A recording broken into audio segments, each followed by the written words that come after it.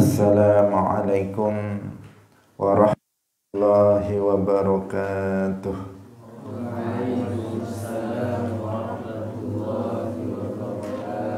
Alhamdulillahi rabbil alamin. Lahul ni'matu wa lahul fadlu wa lahul thana'ul hasan. Wassalawatullahil barrir rahim wal malaikatil muqarrabin ala sayyidina wa maulana Muhammadin wa ala alihi wa ashabihi tayyibin tahirin. Allahumma la sahla illa ma ja'altahu sahla wa anta taj'alul hazna idza syi'ta sahla. Allahumma rzuqna al-ikhlasa fi niyyati wal qawli wal amal wa ba'du. Ila nabiyil mustafa sallallahu alaihi wasallam wa ikhwanihi minal anbiya'i wal mursalin wa syuhada'i was salihin, khususan ila sultanil awliya Syekh Abdul Qadir Al-Jilani wa Syekh Ahmad Ar-Rifai wa Syekh Baha'iddin An-Naqsyabandi wa Syekhina Abdullah Al-Harari wa ila arwahi jami'i ahli al-qubur minal muslimin wal muslimat. Al-Fatihah. A'udzu billahi minasy syaithanir rajim. Bismillahirrahmanirrahim. Alhamdulillahi rabbil alamin. Ar-Rahmanir Rahim. Maliki yaumiddin. Iyyaka na'budu wa iyyaka nasta'in. Ihdinas siratal mustaqim. Siratal ladzina an'amta 'alaihim ghairil maghdubi 'alaihim waladdallin. Amin. Hadirin hadirat kaum muslimin muslimat pemirsa Madu TV rahimakumullah. Alhamdulillah, kita bersyukur kepada Allah Subhanahu wa taala pada pagi hari ini kita masih diberikan nikmat-nikmatnya, rahmatnya, sehingga pagi hari ini kita kembali bisa bersama-sama dalam majelis Ilmuddin melanjutkan pengajian tafsir Juz Amma. Semoga Allah Subhanahu wa taala memberkahi majelis kita ini, kita semuanya yang hadir mendapatkan ilmu yang manfaat, barokah fid dunya wal akhirah. Amin ya rabbal alamin. Salawat dan salam semoga tetap terlimpahkan kepada Nabi Agung Nabi Muhammad sallallahu alaihi wasallam, para sahabatnya, keluarganya, serta seluruh umat Islam yang mengikuti beliau ila yaumil qiyamah. Kita ikhlaskan niat kita masing-masing, kita ngaji lillahi ta'ala.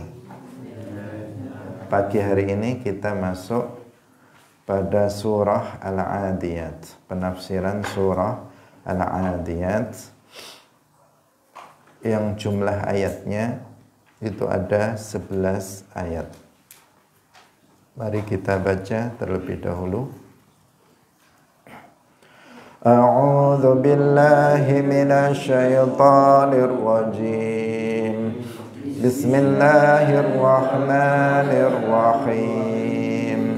Wal 'adiyati dhabha fal muriyati qadha فالمغيرات صبحا فأثرن به نقعا فوسطن به جمعا إن الإنسان لربه لكنود وإنه على ذلك لشهيد وإنه لحب الخير لشديد afala ya'lamu idza bu'thira ma fil qubur wa hussila ma fis sudur inna rabbahum bihim yawma idzil khabir. Suratul Adiyat Makkiyatun wa qila Madaniyatun. Surah Al-Adiyat adalah surah Makkiyah menurut sebagian pendapat, wa qila Madaniyatun, dan menurut sebagian pendapat yang lain surah Al-Adiyat itu surah Al-Madaniyah. Sebagian mengatakan turun sebelum hijrah Makkiyah, dan sebagian mengatakan turun setelah hijrah Madaniyah. Wahia ihda asyrata ayah, dan surah Al-Adiyat itu ada 11 ayat. Dinamakan dengan Al-Adiyat karena ayat pertama itu menyebut kata tersebut, wal adiyati dhabha. Bismillahirrahmanirrahim. Wal adiyati dhabha. Hiya utawi al adiyat iku al khailu jaran, al jariyatu kang melayu bisur'atin kelawan cepet. Wa dhabhu lan utawi dhabhu, dhabha huwa utawi dhabhu iku aswatu anfasil khairi, pira-pira suarane nafase jaran, idza adauna tatkalane melayu apa al khail. Wa qila lan ten ucapaken hadza utawi iki iku fi sifati waqa'ati badrin, ing dalem nyifati perang Badar. Ruwiyat dan riwayataken apa hadza iki an ahliyin sangking Sayyidina Ali. Wa qila lan ten ucapaken innaha satemene al-adiyat dhabha, al-adiyat dhabha iku al-khailu jaran fi sabilillah kang ana ing dalem perang fi sabilillah. Qala hu dawuhaken ing dawuh ing kaul sapa Ibnu Abbasin, Ibnu Abbas wal Hasan lan Al Hasan wa Atha lan Atha wa Mujahid lan Mujahid. Ayat yang pertama wal adiyati dhabha, ini juga qasam, sumpah dari Allah Subhanahu wa taala. Allah bersumpah dengan kuda jantan yang berlari dengan cepat, yang mengeluarkan suara kuda berlari, terengah-engah dengan suaranya yang khas dari kuda perang tersebut. Seperti yang kita sampaikan dalam pertemuan-pertemuan sebelumnya, jika Allah Subhanahu wa taala bersumpah dengan sebagian dari makhluknya, maka menunjukkan bahwa ada yang istimewa, ada kalanya makhluk itu adalah memang menunjukkan pada kekuasaan Allah Subhanahu wa taala. Nah, di sini Allah Subhanahu wa taala itu bersumpah dengan seekor kuda jantan. Al-khail itu kuda jantan yang itu merupakan kuda yang digunakan untuk berperang. Jadi ada kuda perang. Kuda yang digunakan untuk berperang tentu saja adalah kuda-kuda terlatih, kuda-kuda pilihan, kuda yang sudah dilatih pemiliknya, pilihan yang kuat, yang bagus, bukan kuda biasa. Al-adiyat itu dikatakan kuda jantan yang berlari dengan kencang. Karena kuda ini, yang istimewa dari kuda itu adalah dari sisi larinya. Kalau onta itu larinya tidak sekencang kuda, tetapi onta memiliki kelebihan tersendiri, memiliki keistimewaan tersendiri bahwa dia bisa memuat barang-barang dan bisa tahan lama. Dari sisi nggak makan lama, nggak minum lama, itu tahan karena dia bisa menyimpan minuman dan makanan di dalam dirinya. Dan unta bisa memuat barang-barang kebutuhan yang sangat banyak. Itu unta. Kuda yang istimewa adalah dari sisi larinya, kekuatan lari dan kencangnya dia di dalam berlari. Sehingga kalau dalam perang itu sangat berguna. Jadi wal'adiyati dhabha, demi di sana demi kuda jantan yang berlari dengan kencang, dengan cepat, yang kemudian mengeluarkan nafas terengah-engah di saat lari itu. Kalau kita menyaksikan, mungkin di antara kita ada yang melihat kuda berlari, bagaimana dia nafasnya keluar mengeluarkan suara. Itu yang disebut dengan dhabha. Hadirin rahimakumullah. Nah, ini tentang apa? Sebagian ulama seperti sahabat Ali ibn Abi Thalib radhiyallahu anhu mengatakan ini adalah tentang perang Badar, yaitu peristiwa dalam perang Badar. Yang ketika itu umat Islam berperang melawan orang-orang kafir Quraisy yang jumlahnya itu sangat jauh jaraknya antara jumlah umat Islam dibandingkan dengan orang-orang kafir Quraisy. Orang Islam ketika itu hanya 300 orang, sementara orang kafir Quraisy itu 1000 orang. Tetapi dalam perang Badar itu Allah Subhanahu wa taala memberikan kemenangan besar terhadap umat Islam, meskipun jumlah umat Islam jauh lebih sedikit dibandingkan dengan jumlah orang-orang kafir. Allah Subhanahu wa taala memberikan pertolongan kepada umat Islam sehingga umat Islam mendapatkan kemenangan besar. Kuda-kuda yang dipakai dalam perang Badar itulah yang dimaksud di sini, wal'adiyati dhabha, yang dijadikan sebagai untuk sumpah, yang digunakan bersumpah oleh Allah Subhanahu wa taala di dalam ayat ini. Sebagian ulama yang lain seperti Ibnu Abbas, Al-Hasan, Atta, Mujahid itu mengatakan secara umum. Jadi kuda yang digunakan dalam perang fisabilillah secara umum, tidak hanya dalam perang Badar, tetapi yang digunakan dalam perang fisabilillah. Karena kuda itu kan ada yang dipakai dalam perang seperti pada masa lalu, ada yang sekarang hanya untuk perlombaan saja. Kuda dijadikan untuk lomba berkuda.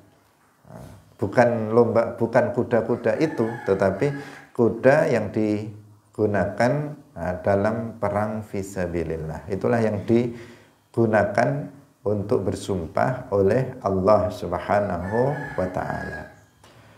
Kita lanjutkan, fal muriyati qadha, lima tajri. Fal muriyati qadha, kalau dalam terjemahannya itu yang kemudian kuda-kuda itu memercikkan api dari kakinya. 5 krono barang tajri kang melayu apa al khailu, jaran bisur'atin kelawan cepet, yang qadhu dadi nyala minal hajari saking watu, alladzi kang hiya kang utawi kang utawi jaran iku tusiruhu mercikaken ing alladzi hajar bi qawaimiha kelawan pira-pira sikile jaran annara ing apa annaru ya tusiruhu mercikaken ing alladzi bi qawaimiha kelawan pira-pira sikile jaran annaru geni idza sarat tatkalane melaku bengi apa jaran fil ardi ing dalem bumi zatil hijarati kang duweni watu bilaili ing dalem mangsa bengi. Hadirin rahimakumullah. Fal muriyati qadha. Jadi kuda-kuda itu kuda maksudnya di sini jamak ya. Kuda-kuda di sini bukan berarti kuda-kuda orang yang mau pencak silat, memasang kuda-kuda bukan, atau kuda-kuda sesuatu, tetapi para kuda itu, para kuda atau karena kudanya bukan hanya satu di sini jamak ya. Jadi kuda tersebut apabila dia berlari di waktu malam, fal muriyati qadha, itu memercikkan api karena kakinya, karena di tempat di daerah yang tanahnya itu adalah bebatuan. Jadi di daerah yang buminya itu zatul hijarah, yang ada batu-batuan. Jadi yang bawahnya tanahnya itu bukan murni tanah. Kalau kuda menginjak tanah nggak akan memercikkan api. Tetapi kalau dia lewat di daerah yang bebatuan, yang itu batu-batu, maka ketika kaki kuda itu nggak seperti kaki kita. Dia akan yang sangat kuat, dan kalau berbenturan dengan batu, maka akan memercikkan api di situ. Karena saking cepatnya kuda itu berlari. Kalau menginjaknya cuman berjalan biasa, ya nggak akan mengeluarkan api. Tetapi kalau gesekan gesekan antara kaki kuda dengan batu yang ada di bawahnya yang dilewati, saking keras dan kencangnya dia berlari sehingga kemudian akan mengeluarkan api. Jadi percikan api itu, kalau itu akan terlihat di saat dia berlarinya itu di waktu malam. Kalau di waktu siang ya nggak terlihat, percikan apinya tidak terlihat. Tetapi kalau di waktu malam akan terlihat. Itu menunjukkan kokohnya kuda itu dalam berjalan, dalam berlari, kuatnya kaki-kaki kuda tersebut di dalam berlari. Hadirin rahimakumullah. Fal mughirati subha. Ini yang digunakan untuk sumpah oleh Allah, yaitu kuda perang ya, kuda perang. Dan ini mensifati kuda perang tersebut.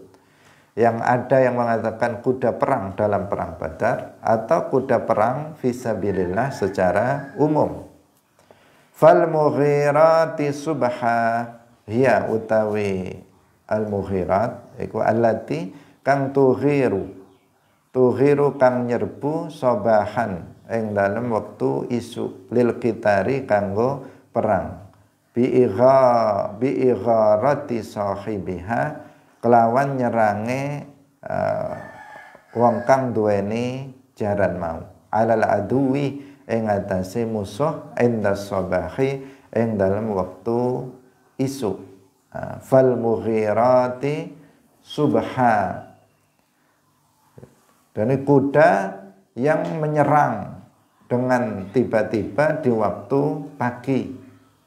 Itu makna fal mughirati subha. Allati tughiru sabahan lil qital. yaitu yang menyerang di waktu pagi untuk berperang. Yang menyerang itu adalah ya pemilik kuda itu, yang menaiki kuda itu, menyerang musuh, yaitu orang-orang kafir di waktu pagi. Itu karena yang dikatakan menyerang di waktu pagi, kalau di sini dikatakan kudanya, tetapi hakikatnya adalah orang yang menaiki kuda itu. Kalau kuda sendiri dilepaskan ya dia nggak menyerang apa-apa, mungkin rumput yang diserang untuk dimakan. Nah, tetapi kalau dinaiki oleh tentara maka tentara itu menyerang musuh dengan menaiki kuda tersebut. Kuda akan mengikuti instruksi dari orang yang menaiki, tentara yang menaiki kuda itu. Apakah lari, apakah jalan, apakah belok atau mundur dan sebagainya, kuda itu mengikuti instruksi dari pemiliknya. Makanya dikatakan bi'igharati sahibiha. Jadi kuda itu menyerang musuh di waktu pagi dengan menyerangnya siapa? Pemilik dari kuda itu, karena yang menaiki kuda tersebut. Nah, sehingga digambarkan kuda itu yang menyerang. Nah, padahal kuda itu hanya mengikuti instruksi dari yang menaikinya dalam perang untuk menyerang musuh yang dilakukan subha di waktu pagi. Karena perang itu di masa lalu itu kan ada aturannya. Nah, perang itu dilakukan di siang hari. Nah, kalau di malam hari itu istirahat. Nanti perang di waktu pagi mulai menyerang, nanti sore istirahat dulu, kemudian pagi perang lagi, dilanjutkan. Begitu seterusnya. Nah, tidak seperti perang di masa sekarang. Kalau perang pada masa sekarang ini perang yang membabi buta. Orang lagi tidur langsung dibom.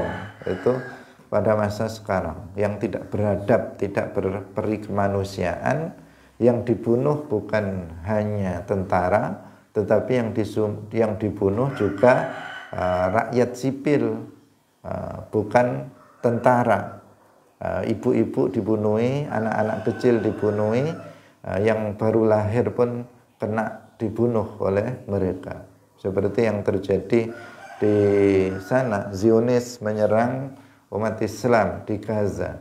Yang diserang bukan hanya tentara Hamas, tetapi yang diserang juga ibu-ibu banyak, bahkan lebih banyak yang mati menjadi korban dalam perang itu, yang lebih banyak justru ibu-ibu dan anak-anak, bukan tentara yang banyak mati, tetapi justru rakyat biasa yang banyak menjadi korban dari perang tersebut.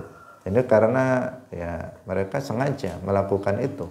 Mereka orang kafir sehingga tidak memiliki aturan di dalam perang. Yang penting mereka ingin membunuh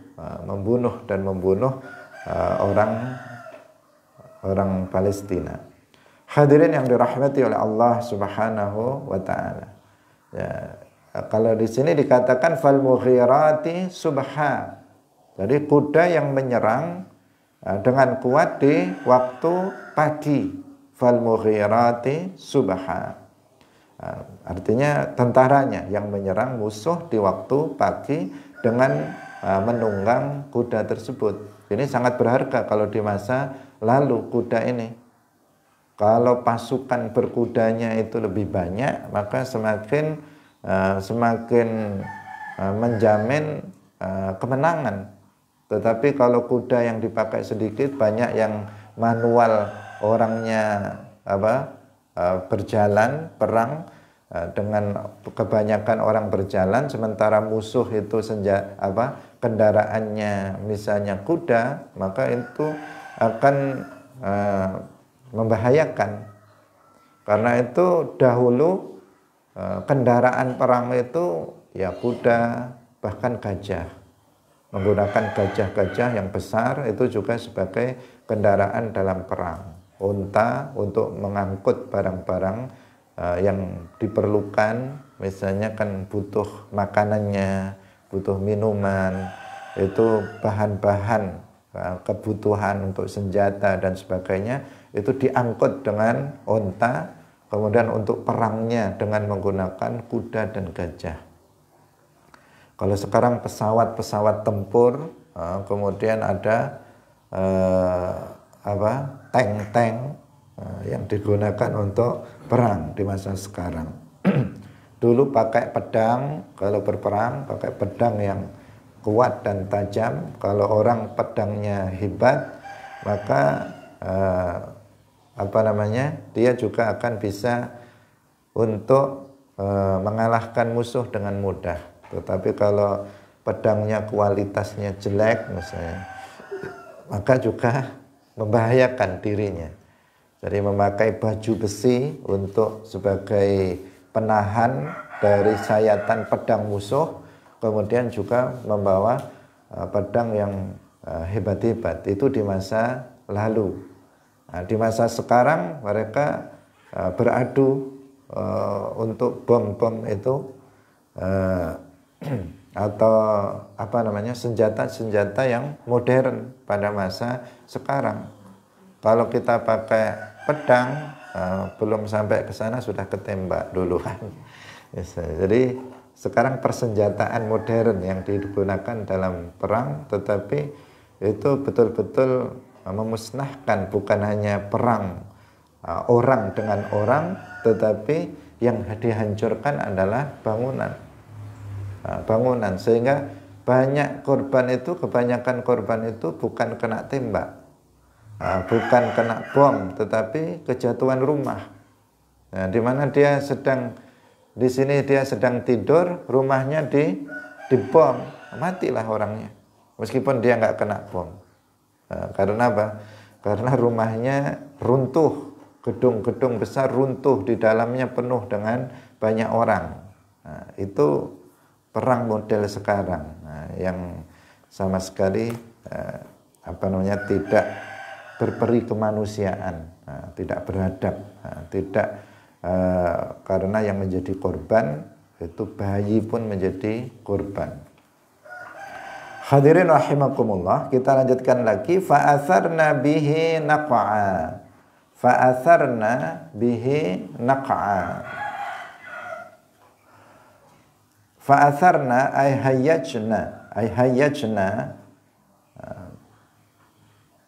hayyajna nerbangaken apa jaran bimakani adwihinna ing dalem panggonan melayune jaran ghubaran ing debu bisiddati harakatihinna kelawan bangete gerakane jaran. Wakila lanten ucapaken asarat bihawafiriha, asarat nerbangaken apa jaran bihawafiriha kelawan pira-pira sikile jaran aturaba ing debu, ing tanah debu. Fa'atharna bihi naqa'a, itu masih menerangkan tentang kuda perang tadi, bahwa kuda perang itu dia menerbangkan debu dengan kakinya. Jadi setiap tanah yang diinjaknya yang diinjak oleh kaki kuda yang berlari, karena gerakannya yang sangat kuat sehingga kemudian menerbangkan debu-debu yang ada di tanah itu berterbangan, karena terinjak oleh kaki kuda yang berlari dengan sangat kuat. Itu. Nah, kita bisa menyaksikan sekarang. Kalau apalagi kudanya bukan hanya satu. Kalau kudanya misalnya di tanah biasa yang bukan tanah bebatuan, kemudian ada kuda berlari bersamaan, satu saja kalau dia berlari dengan kuat, maka kemudian akan menerbangkan debu-debu. Nah, kalau dia berjalan biasa, nggak akan keluar debu. Tetapi kalau dia berjalan dengan kuat, itu akan memunculkan debu yang sangat yang sangat banyak. Apalagi kalau kudanya banyak, maka pasti akan penuh dengan debu yang berterbangan sebagai asar dari kuda yang berlari tersebut. Seperti yang kalau misalnya kita ada tanah berdebu, seperti di daerah kalian misalnya atau di daerah sini juga, dia jalannya bertanah di musim kemarau, ada mobil lewat aja udah debunya sudah berterbangan. Apalagi kalau mobilnya nggak beradab, artinya orang yang nyopir itu nggak beradab. Sudah ada kita misalnya sedang berjalan biasa, mobil dia bukannya pelan-pelan, langsung dengan kencang dia nyopirnya. Mobil yang disetir dengan pelan sama dengan kencang, kira-kira memunculkan debu lebih banyak mana? Dengan kencang, yang berjalan dengan kencang itu akan mengeluarkan atau memunculkan debu berterbangan lebih banyak dibandingkan dengan apabila mobilnya pelan-pelan. Maka orang yang jalan nggak akan terganggu. Tetapi kalau sudah tahu debu, dia langsung ngebut saja, maka itu akan pasti orang yang lewat itu akan memaki-maki orang yang naik kendaraan, misalnya mobil dengan cepat. Itu gambaran saja, gambaran kalau kuda-kudanya sampai kemudian menerbangkan debu pada berterbangan, itu menunjukkan apa? Menunjukkan bahwa kuda itu berlari dengan kuat dalam perang.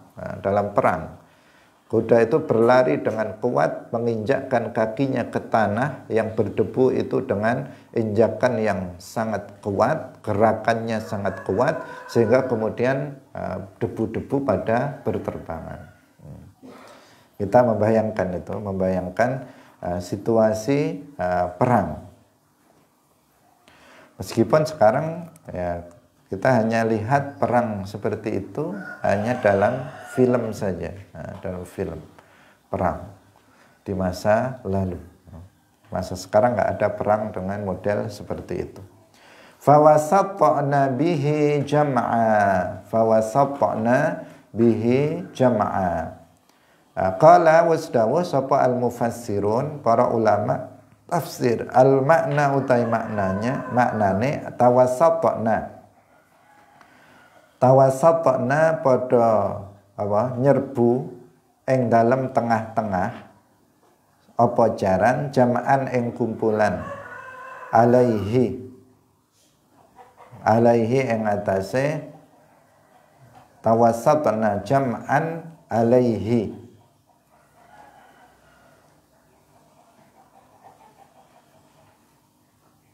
Apa tadi ya, naqa'a alaihi ing atase naq'a minal aduwi sangking musuh, fa agharat nuli nyerbu alaihim ing atase musuh, fa agharat nuli nyerbu apa jaran-jaran iku mau alaihim ing atase musuh. Fa wasatna bihi jam'a.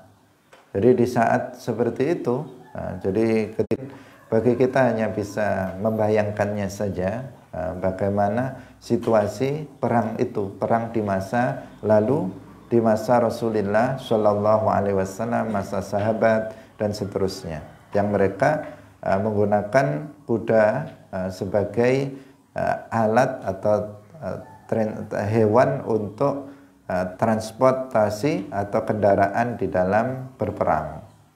Jadi ketika berlari dengan kencang kemudian menyerbu di tengah-tengah musuh, fawasatna bihi jam'a. Jadi langsung masuk ke dalam, kalau kita membayangkan berperang, ini musuh, ini umat Islam misalnya, maka kuda-kuda itu berlari dengan kencang kemudian masuk ke dalam musuh dan kemudian terjadilah perang sengit melawan musuh. Terjadilah perang yang sesungguhnya, satu lawan dua dan sebagainya di antara umat Islam dan orang-orang kafir dengan menggunakan kendaraan kuda. Situasinya pasti gimana? Di dalam perang itu yang ada adalah senjata, senjata tajam, kemudian kuda, debu berterbangan yang ada di situ. Karena tempatnya, tempat berperangnya itu kan di daratan, di tanah, sehingga situasinya pasti luar biasa, mengerikan ya, mengerikan karena bisa jadi matanya kena debu di tengah-tengah peperangan itu karena di situ ada manusia, ada kuda dan sebagainya. Bisa jadi orang di bawahnya terinjak oleh kuda dan seterusnya. Situasi perang. Fawasatna bihi jam'a. Nah, sampai di sini ini menjelaskan tentang kuda perang yang digunakan sumpah oleh Allah Subhanahu wa taala. Yang kemudian dijelaskan tentang sifat-sifat dari kuda perang tersebut. Bahwa kuda perang itu jika berlari di waktu malam, saking kuatnya berlari akan memercikkan api di kakinya, di bebatuan yang diinjaknya. Kemudian dia jika berlari dengan kuat maka debu-debu akan berterbangan karena kuatnya gerakan lari dari kuda tersebut. Kemudian baru sekarang materi sumpahnya. Allah Subhanahu wa taala berfirman, innal insana lirabbihi lakanud. Nah, ini pesan yang ingin disampaikan di dalam surah ini. Seperti yang kita telah pelajari dalam ayat surah-surah sebelumnya. Banyak sekali ayat surah-surah Al-Quran dalam juz 30 ini, juz amma, itu yang dimulai dengan sumpah-sumpah. Yang menunjukkan ada pesan penting yang ingin disampaikan, yang harus kita perhatikan agar kita itu tentu saja mendapatkan keselamatan dan kebahagiaan di akhirat. Itu pesan umumnya ya, pesan umumnya seperti itu. Lah untuk dalam surat Al-Adiyat itu pesannya apa? Dikatakan innal insana lirabbihi lakanud. Innal insana sak temene menungso ay al kafira, tegese menungso kang kafir. Lirabbihi maring pangerane al insan lakanudun, yakti bener-bener kufur. Ay lakafurun, tegese bener-bener kufur. Yajhadu, padha ngufuri sapa al insanul kafir ni'matahu ing nikmate Allah taala. Jadi di sini Allah mengkhabarkan kepada kita bahwa orang kafir, al-insan, yang dimaksud di sini adalah al-insanul kafir. Bahwa manusia yang kafir itu betul-betul mereka itu kufur terhadap nikmat Allah Subhanahu wa ta'ala. Mereka mengingkari, tidak bersyukur terhadap nikmat yang telah Allah anugerahkan kepada mereka. Seperti yang kita tahu, hakikatus syukri, syukur, hakikat syukur itu adalah adamu isti'malin ni'mah fi ma'siyatillah. Tidak menggunakan kenikmatan di dalam bermaksiat kepada Allah. Maka jika seseorang itu menggunakan nikmat dalam kemaksiatan, itu namanya kufur terhadap nikmat. Nah, namanya kufur terhadap nikmat. Allah Subhanahu wa ta'ala itu sudah memberikan kehidupan kepada manusia. Manusia diberikan kehidupan di muka bumi ini. Dan Allah memerintahkan kepada manusia dan juga kepada jin agar beribadah kepada Allah Subhanahu wa ta'ala. Wa ma khalaqtul jinna wal insa illa liya'budun. Allah berfirman yang maknanya aku Allah itu tidaklah menciptakan manusia dan jin kecuali untuk Allah perintahkan beribadah kepadanya. Nah, maka berarti kalau ada orang itu hidup, diberikan nikmat berupa nikmat hidup, nikmat kesehatan, nikmat kesehatan di muka bumi ini, kok dia itu dia tidak beriman kepada Allah, dia tidak beribadah kepada Allah, maka berarti dia telah menggunakan nikmat untuk Quran itu merupakan merupakan bentuk kezaliman yang paling berat, kezaliman yang paling besar. Kenapa? Karena tetapi justru nikmat yang Allah berikan berupa hidup itu justru digunakan untuk menentang Allah. Maka ini namanya kufur terhadap nikmat. Dan kufur terhadap nikmat yang Allah berikan itu kufur dengan pengertian kufur besar, yaitu kufur yang bertentangan dengan iman, kebalikan daripada iman, maka ini adalah sebuah kezaliman yang sangat besar.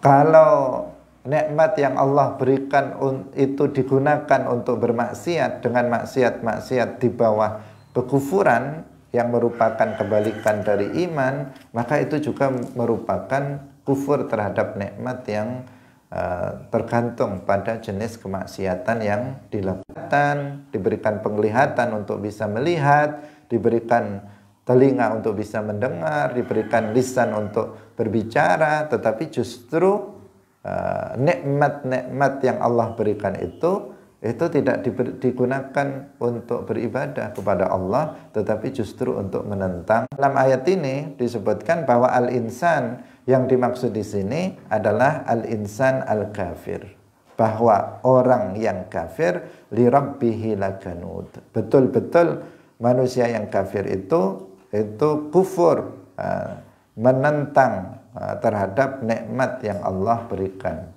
Menentang artinya menggunakan nikmat yang Allah berikan justru di dalam kekufuran. Sudah diberikan hidup, malah dia menentang yang memberi hidup, yaitu Allah Subhanahu wa ta'ala. Sudah diberikan nikmat, justru nikmat itu digunakan untuk melawan Allah Subhanahu wa ta'ala. Wa innahu ala dzalika lasyahid. Fiha iku yang dalam ayat qaulani utawi pendapat loro.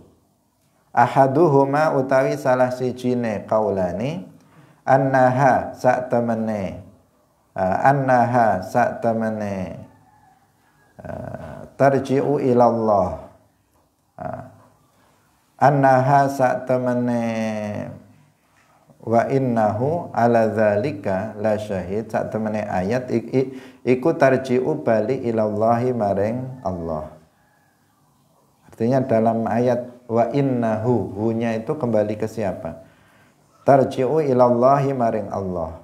Fataqdiruhu diberi fataqdiruhu mangka utawi takdire ayat annallaha sak temene Allah ala kufrihi ing atase kekufurane al-insan la syahidun yakti nakseni sapa Allah. Watsani lan utawi kang kaping pindho annaha sak temene ayat iku tarji'u bali ayat til insani maring menungso. Fataqdiruhu mangka utawi takdire itu kira-kirane ayat anal insana sak temene menungso la syahidun yakti nakseni sapa al insan ala nafsihi ing atase awak dhewene al insan annahu sak temene insan iku kanudun wong kang kufur. Ruya dan riwayataken apa al qaulani dawuh loro ani Ibni Abbasin saking Ibni Abbas. Jadi innal insana li rabbihi lakanud wa innahu ala dzalika lasyahid. Jadi di sini ada dua qaul atau dua pendapat tentang dhamir hu di situ kembali kepada siapa. Wa innahu ala dzalika lasyahid. Ya, kalau dizahirkan menjadi wa innal insana ala dzalika la syahid. Karena sebelumnya itu kan ada dua, ada innal insana, al insan, kemudian li rabbihi, li rabbihi, ada rabb. Sehingga ketika pada ayatnya ada dhamir itu kata ganti. Kalau ada kata ganti itu pasti sebelumnya ada isim zahirnya yang dhamir itu kembali kepadanya. Enggak tiba-tiba ada dhamir. Dhamir itu namanya kata ganti, itu kan harus ada yang digantikan. Yang sebelumnya itu telah disebutkan sebelumnya. Misalnya Ahmad pergi ke pasar. Dia ke sana naik sepeda motor misalnya. Ada dia, itu kan berarti kembali kepada Ahmad yang sebelumnya sudah disebut namanya. Kalau tiba-tiba disebut dia pergi ke pasar, pasti kalian bingung dia siapa? Kok tiba-tiba isim zahirnya itu belum ada. Sebelumnya innal insana li rabbihi lakanud. Yang disebut di situ ada al-insan, kemudian ada rabbihi. Kemudian baru ada dhamir wa innahu. Hu-nya itu kemana? Kepada li rabbihi. Wa innahu artinya wa inna rabbahu ala dzalika lasyahid. Atau kembali kepada al-insan. Wa innal insana ala dzalika lasyahid. Nah, maka di sini ada dua qaul, ada dua pendapat. Yang pertama kembali kepada Allah. Berarti kembali kepada rabbihi. Wa innahu berarti wa innallaha ala dzalika lasyahid. Sesungguhnya Allah itu menyaksikan kekufuran mereka. Mereka telah kufur terhadap kenikmatan yang tadi li rabbihi lakanud, itu apa namanya informasinya bahwa orang kafir itu kufur terhadap Allah. Mereka kufur terhadap nikmat yang Allah berikan kepada mereka. Itu informasinya. Kemudian informasi yang kedua yaitu bahwa Allah itu menyaksikan kekufuran mereka. Allah menjadi saksi atas kekufuran yang mereka lakukan. Allah mengetahui bahwa mereka itu telah kufur terhadap nikmat yang Allah berikan kepada mereka. Itu yang pertama. Yang kedua kembali kepada al-insan, bahwa manusia yang kafir itu dia tahu bahwa dirinya itu telah mengkufuri nikmat yang telah Allah berikan kepada dia. Dia mengetahui itu. Itu menurut yang pendapat yang kedua, itu sesungguhnya dia itu tahu bahwa dia itu telah mengkufuri nikmat yang telah Allah berikan kepada dirinya. Itu kalau dan dua-duanya itu pas, ya, dua-duanya itu sesuai, ya, karena memang itu pendapat dari para ulama. Diantaranya di sini dikatakan dua pendapat itu adalah dua pendapat dari Ibnu Abbas. Yang kita tahu Ibnu Abbas tarjumanul Quran. Nah, beliau seorang mufassir nomor 1 di dalam dunia Islam setelah Rasulullah Shallallahu Alaihi Wasallam. Beliau memandang ayat ini dengan dua pendapat, tersebut. Nah, karena memang nggak ada di sini nggak ada kepastian dhamirnya itu kembali ke mana. Karena dhamir itu memang pada umumnya kembali kepada isim dhahir yang terdekat, tetapi terkadang tidak juga. Terkadang dia kembali kepada isim dhahir yang jauh. Kalau yang terdekat di situ kan li rabbihi, kan yang lebih jauh al-insan. Tetapi tidak mesti, tidak mesti. Biasanya itu kembali kepada yang terdekat, tetapi terkadang dia kembali kepada yang jauh. Paham jauh dekat. Artinya yang dari sisi kalimat itu dia yang tadi sudah misalnya sudah 10 kalimat, sudah menyebut nama orang misalnya 5 orang. Tetapi ternyata di belakang dia, ada kata dia, itu yang dimaksud orang yang pertama bukan orang yang kelima. Bisa jadi seperti itu. Apalagi di dalam bahasa Arab.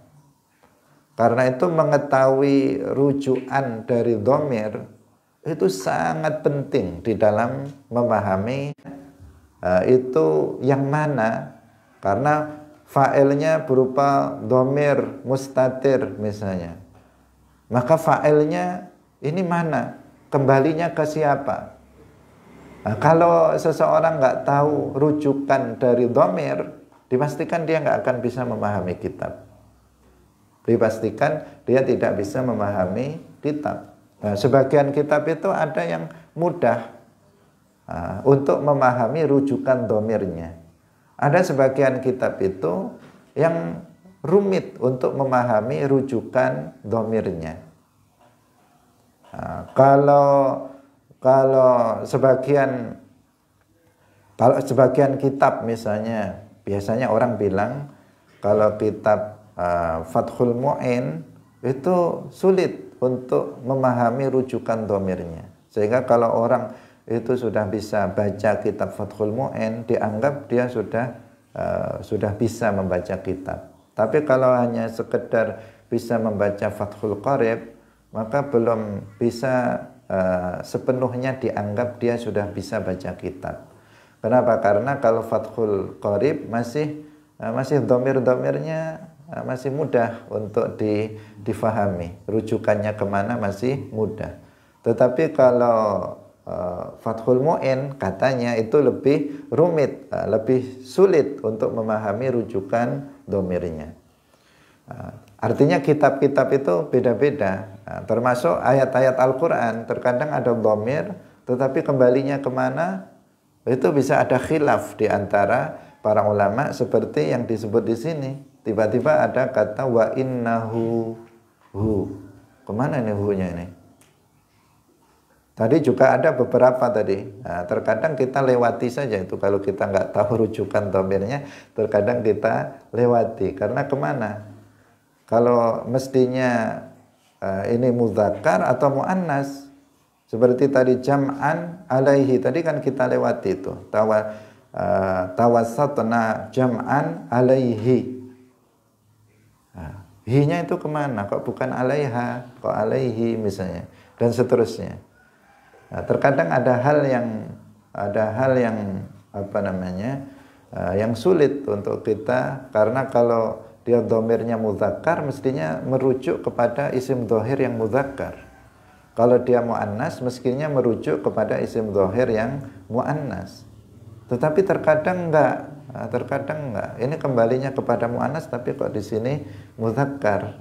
Karena ada yang ditakdirkan dan seterusnya. Jadi butuh kejelian yang luar biasa. Tidak mudah seseorang untuk bisa membaca kitab, termasuk dalam ayat-ayat Al-Quran. Banyak kita temukan dhamir, dan itu ada dalam bahasa Arab seperti itu. Nah, dalam bahasa Indonesia juga seperti itu, ada yang disebut kata ganti. Cuman kata ganti dalam bahasa Arab terlihat lebih rumit. Kalau misalnya kita, kalau dalam bahasa Indonesia, misalnya Fatimah sama Ahmad, kata gantinya kan sama-sama dia. Sama-sama dia. Ahmad ke pasar, dia ke pasar. Fatimah ke pasar, dia ke pasar. Sama dianya. Kalau dalam bahasa Arab, kalau laki-laki dia huwa, kalau perempuan hiya. Kan beda. Kalau dua, huma. Kalau banyak, hum. Kalau banyak perempuan, hunna. Kalau bahasa Indonesia cukup mereka. 2 juga mereka, 3 juga mereka, laki-laki mereka, perempuan juga mereka. Nah, lebih sederhana dibandingkan dengan kalau di dalam bahasa Arab. Hadirin rahimakumullah, waktu sudah habis. Insyaallah pesan-pesan dalam surat ini setelah sumpah dengan tadi yang kita telah terangkan akan ada dalam ayat-ayat berikutnya untuk kita perhatikan bersama. Barakallahu fikum wallahu muwaffiq ila aqwamit thoriq. Wassalamualaikum warahmatullahi wabarakatuh. La ilaha illallah. Allahumma salli ala sayyidina Muhammad wa ala alihi wa sahbihi wa sallim. Rabbi ghfirli wa liwalidayya wa lil mu'minina wal mu'minat.